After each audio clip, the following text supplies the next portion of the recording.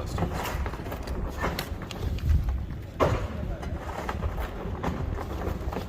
I'm going to read this section right here, the Shakespearean theater.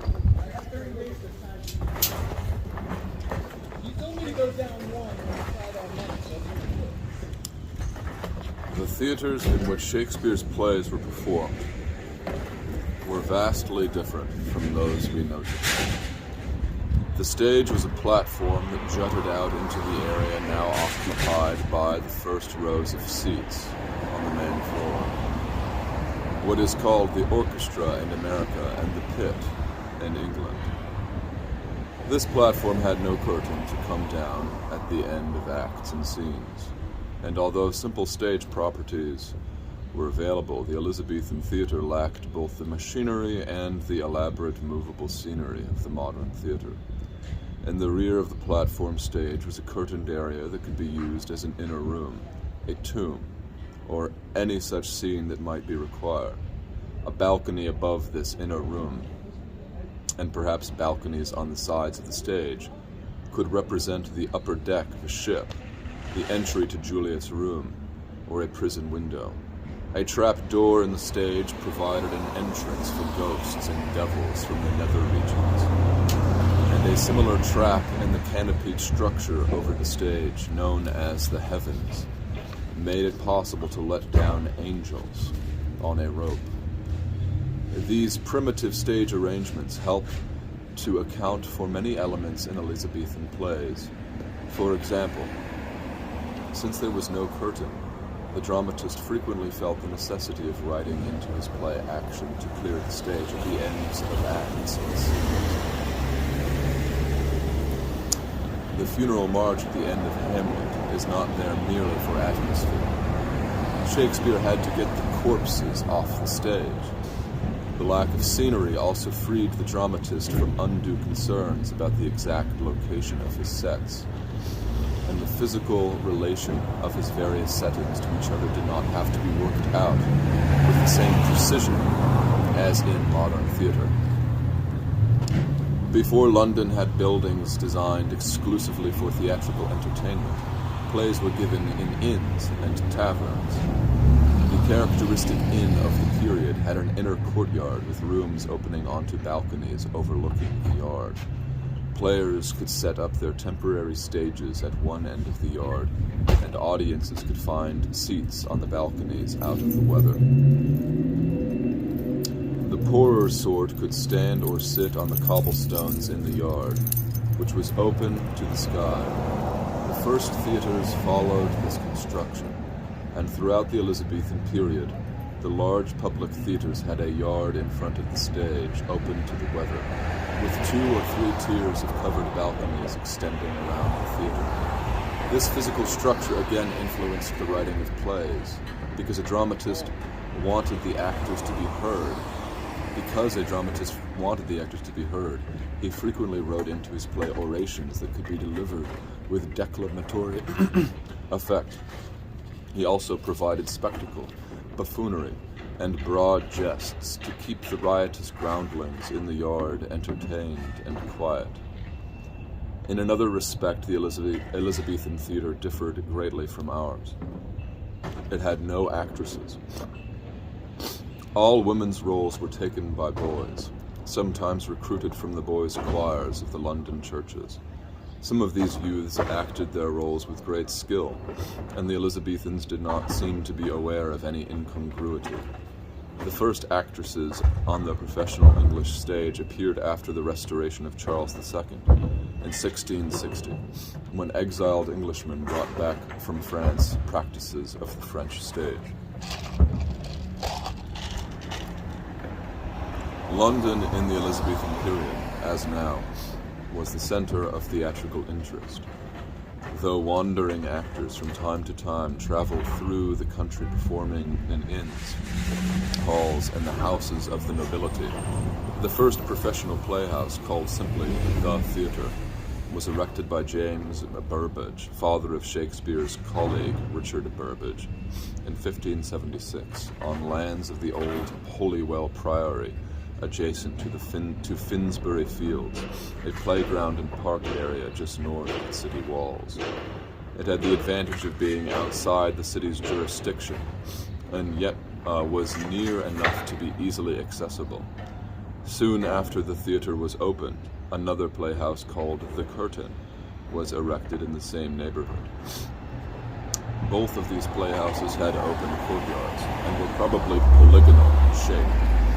About the time The Curtain opened, Richard Farrant, master of the children of the Chapel Royal in Windsor and of St. Paul's, conceived the idea of opening a quote-unquote private theater in the old monastery buildings of the Blackfriars, not far from St. Paul's Cathedral in the heart of the city. This theater was ostensibly to train the choir boys in plays for presentation at court, but Farrant managed to present plays to paying audiences and achieved considerable success until aristocratic neighbors complained and had the theater closed. This first Blackfriars theater was significant, however, because it popularized the boy actors in a professional way, and it paved the way for a second theater in the Blackfriars, which Shakespeare's company took over more than 30 years later. By the last years of the 16th century, London had at least 6 professional theaters, and still others were erected during the reign of James I. The Globe Theatre, the playhouse that most people connected with Shakespeare, was erected early in 1599 on the Bankside, the area across the Thames from the city.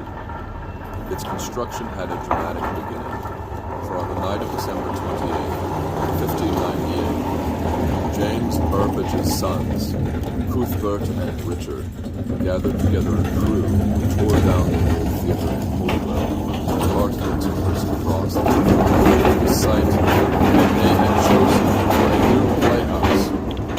The reason for this clandestine operation was a row with the landowner over the lease to the Holywell property.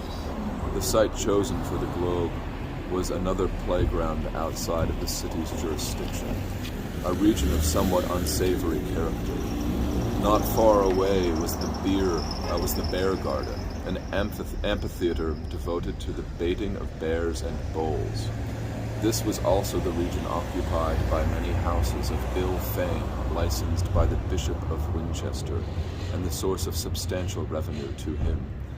But it was easily accessible either from London Bridge or by means of the cheap boats operated by the London watermen, and it had the great advantage of being beyond the authority of the puritanical aldermen of London, who frowned on plays because they lured apprentices from work, filled their heads with improper ideas, and generally exerted a bad influence. The aldermen also complained that the crowds drawn together in the theater helped to spread the plague. The Globe was the handsomest theater up to its time.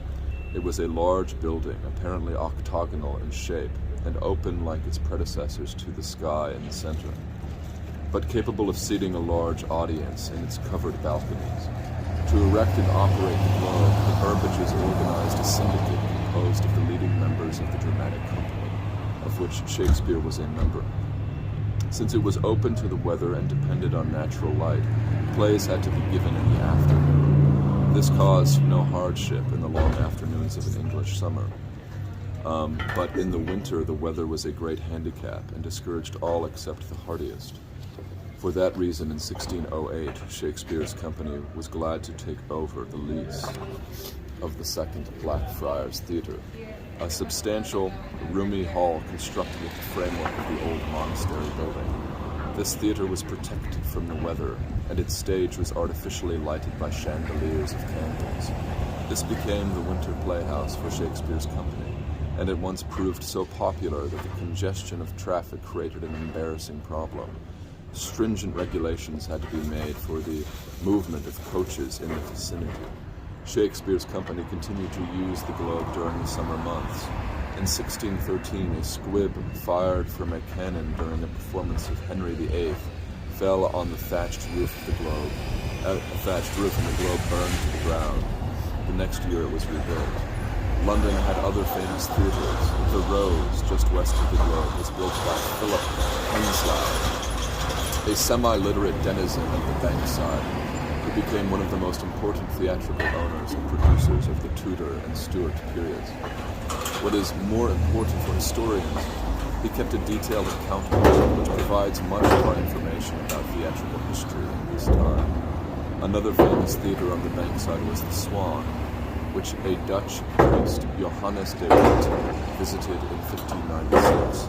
The crude drawing of the stage, which he made, was copied by his friend Arend van Buchel. It is one of the important pieces of contemporary evidence for theatrical construction. Among the other theatres, the Fortune north of the city, on the Golden Lane, and the Red Bull, even farther away from the city, off St. John's Street, were the most popular.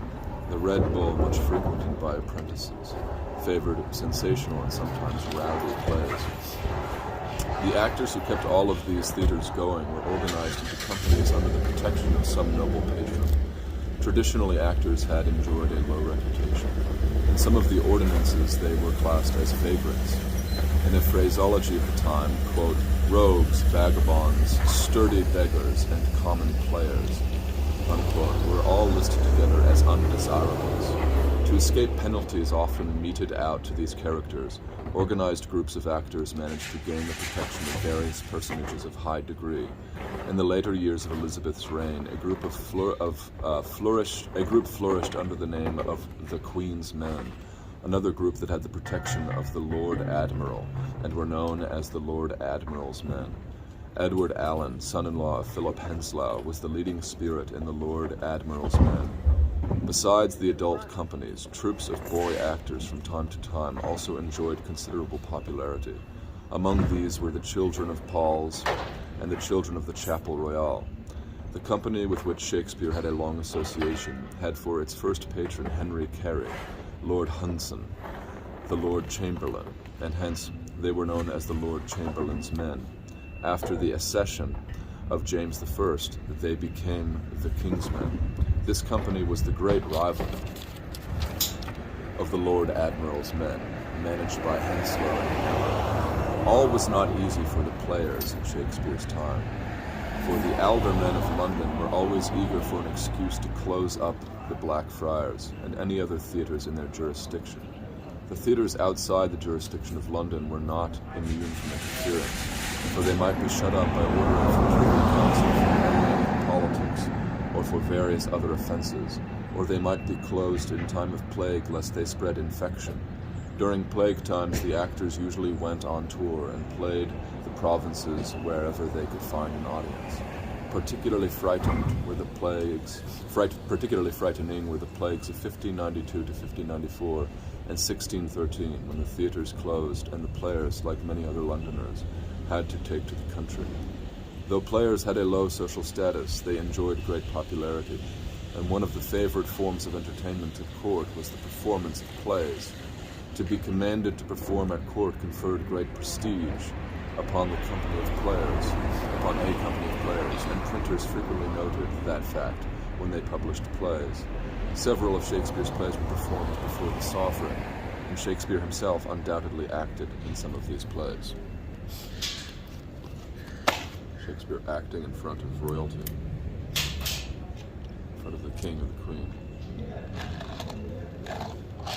Just imagine.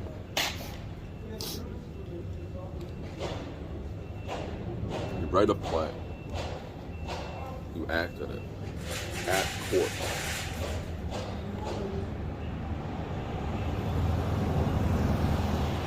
There's the king and the queen on the throne, on their throne. You're in the throne room. You're literally in the throne room.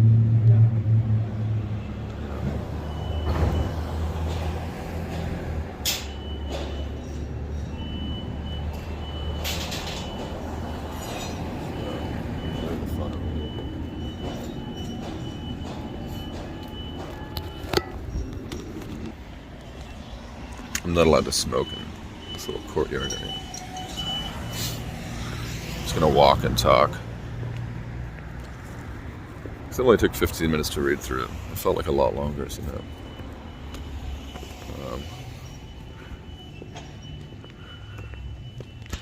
You're in the throne room. You're acting for the monarch. Just think about it. Just think about it.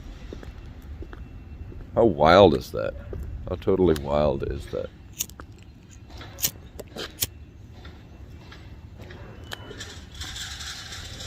You know, I think the reason people don't really like to read history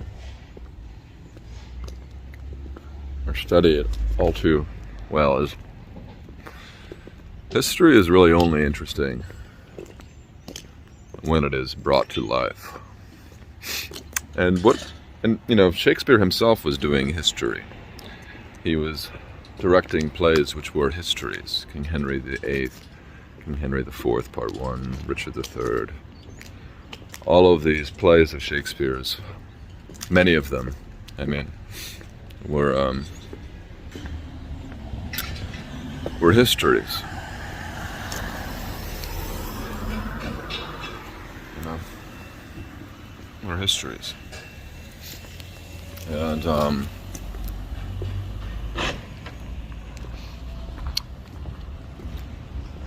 I think that fact is a little overlooked.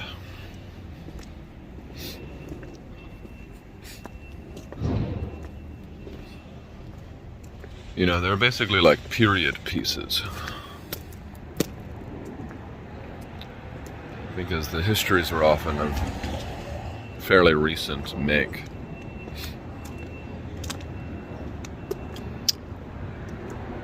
And yet they're simultaneously histories and not just mere period genre fiction, which we know so much today. You know, so many period movies get made now, but few of them you could really call histories.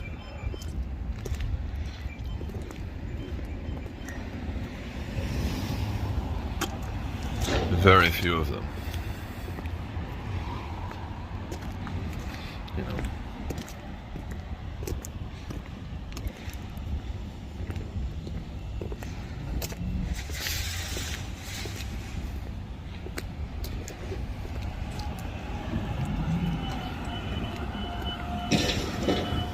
Why does Shakespeare enjoy such good repute almost universally, even today?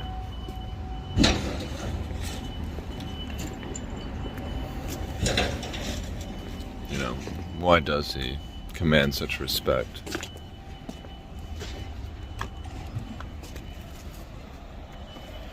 When he is so badly read and badly performed and misunderstood and badly interpreted by theater enthusiasts as well as by critics. Why do people still act Shakespeare plays today? Why am I reading this? Why am I making this video about someone from the 1500s and 1600s? What's the relevance of understanding the minutiae of Renaissance England, Renaissance English theater productions? You know, all that description of the pit and the trapdoor from the bottom and the trapdoor from above.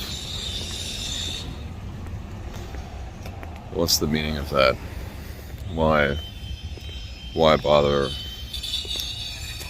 thinking about that, describing it in such detail? You know, I'm reminded a little bit of, not that they're at all identical, but in the book of, the books of Moses, there's a very, very elaborate description of how the tabernacle is built.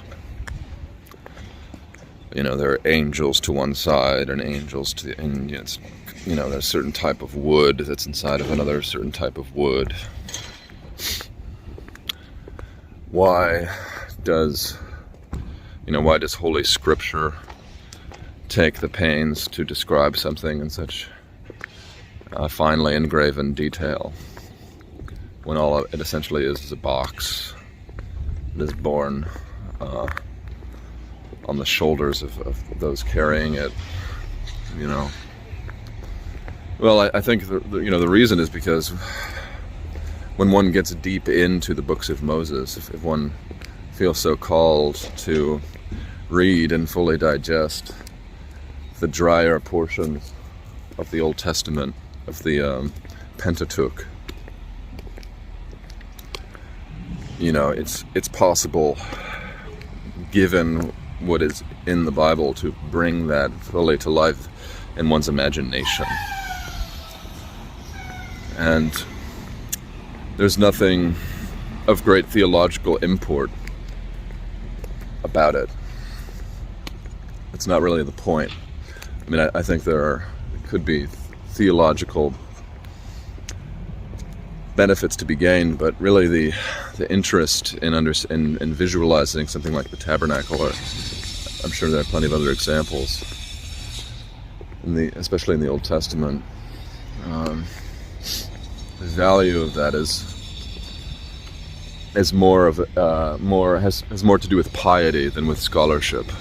It has more to do with devotion to God than with scholarship of the science of God, aka theology. And the Bible, for instance, shares something in common with Shakespeare, in that both texts are misunderstood to be chiefly scholarly documents rather than living ones. Because how many divinity PhDs does it take to screw in a light bulb?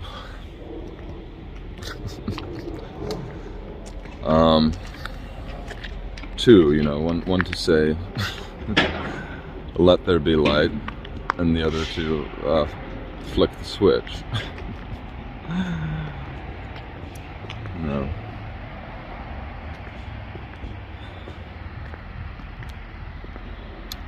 Scholarship is interesting. I mean, it's interesting to be a scholar, to talk to scholars, or to be an armchair theologian or an armchair philosopher, to investigate at an amateur level things from a scholarly approach. But I was reflecting a little bit today about the difference between being a scholar and being a believer,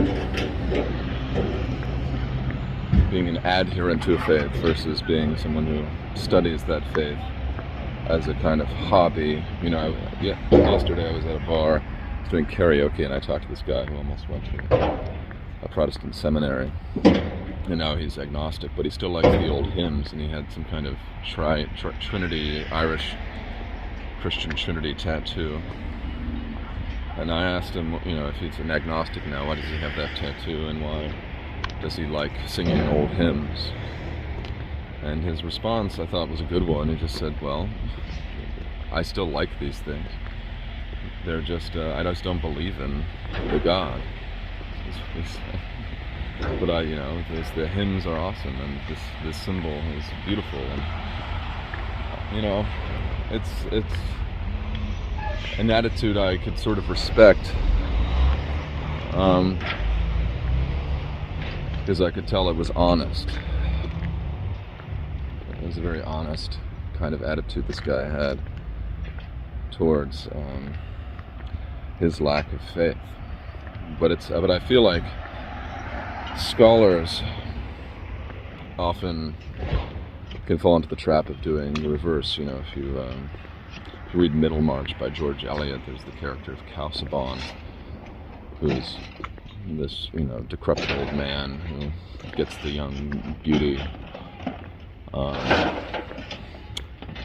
trapped into a miserable marriage because she wants to do everything to advance his great scholarly endeavors, and it turns out that his great scholarly endeavors are a little more than picking through dry dust and bone in a library as decrepit as his own body and soul.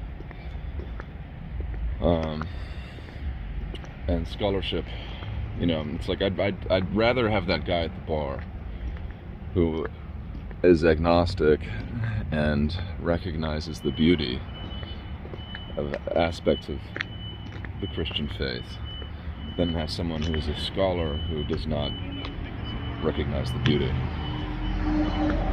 I think that makes sense. Ideally, one could be everything, but our resources are limited.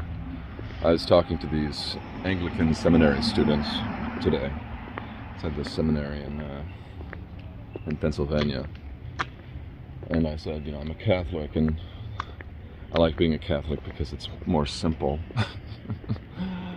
A lot of the decisions about things aren't up to me to decide them. The opposing counterpoint is that Catholics are unthinking, obedient mind slaves. They can't think for themselves, but to me, religion is not really about thinking. And getting back finally to the topic of Shakespeare, Shakespeare is not really about anything other than highbrow entertainment.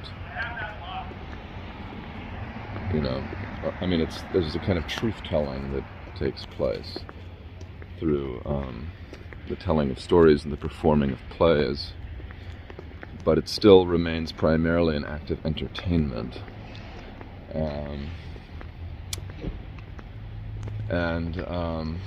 People might even recognize that point in a scholarly way, and yet neglect in the practice of, say, performing a play or reading a sonnet or what have you, to embody the appropriate spirit,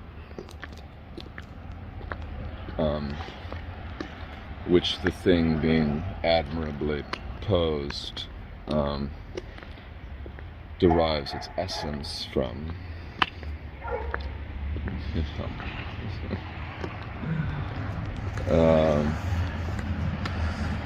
Anyway, maybe that's enough for this video. It's Measure for Measure, Part 4.